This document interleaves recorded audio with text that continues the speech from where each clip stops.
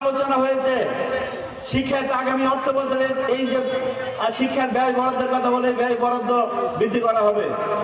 সুতরাং উন্নয়ন হবে, এই উন্নয়নের দায়িত্ব হবে মাননীয় প্রধানমন্ত্রী জনাব তারেক রহমান। আমি আপনাদের খাদেম, আপনাদের নির্বাচিত প্রতিনিধি হিসেবে আপনাদের পাশে রয়েছে। উন্নয়ন আপনাদের সবগুলো হবে। আপনাদের উপরে দুটা দায়িত্ব দিব।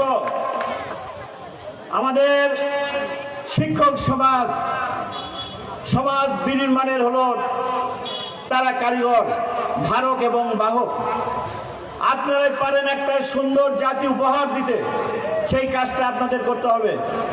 এখান থেকে শিক্ষা জীবন থেকে এই ছাত্রছাত্রীদের মধ্যে মানবিক গুণাবলী প্রতিষ্ঠা করার কাজ আপনাদেরকে নিতে হবে। আর এই শিক্ষক সমাজের উপর আমি দায়িত্ব দিলাম। এই শিক্ষক সমাজ হলো শ্রদ্ধেয় শিক্ষক সমাজ। আপনারা কিন্তু ইউনো সাহেবেরও স্যার, আপনার ডিসি সাহেব